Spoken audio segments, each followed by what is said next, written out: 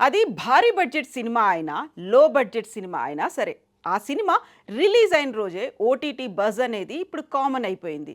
ఇక ప్రస్తుతం థియేటర్లో సెన్సేషన్ క్రియేట్ చేస్తున్న సినిమా కల్కి 2898 ఏడి.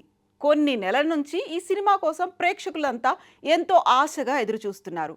రిలీజ్కు ముందు వరకు కూడా ఈ సినిమాపై అభిమానులకు రోజు రోజుకు అంచనాలు పెరుగుతూ వచ్చాయి.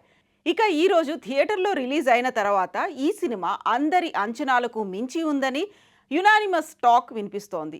ఈ రోజు నుంచి సినీ ప్రపంచంలో కల్కి మానియా కొనసాగనుంది.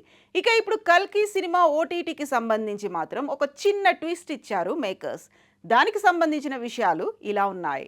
ప్రభాస్, అమితాబ్ బచ్చన్, దీపికా పదుకొనే, కమల్ హాసన్తో పాటుగా ఇంకా ఎంతో మంది స్టార్ సెలబ్రిటీలు ఈ సినిమాలో ప్రేక్షకులను సర్ప్రైజ్ చేశారు. నాగ్ అశ్విన్ సైలెంట్గా తన సత్తా ఏంటో చూపించేసి కల్కి సినిమాతో సినీ ప్రపంచాన్ని మరో లెవెల్కి తీసుకొని వెళ్ళాడని ఈ సినిమా చూసిన ఎవరైనా ఇట్టే చెప్పేస్తారు. ఇక థియేటర్లో ఎలాగో కొన్ని వారాల పాటు కల్కి మానియా కొనసాగుతూనే ఉంటుంది.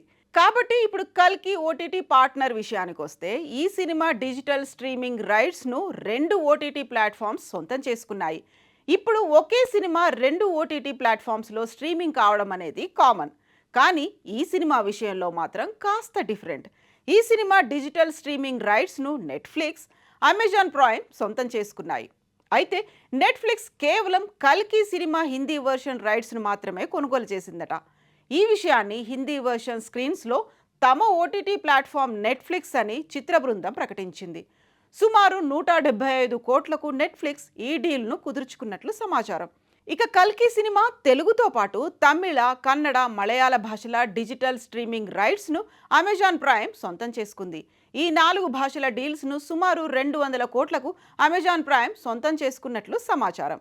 ఇక ఆల్రెడీ సినిమా రిలీజ్కు ముందే ఓటీటీలో బుజ్జి అండ్ భైరవ పేరుతో రిలీజ్ చేసిన వెబ్ సిరీస్ హాట్స్టార్లో స్ట్రీమింగ్ అవుతోంది.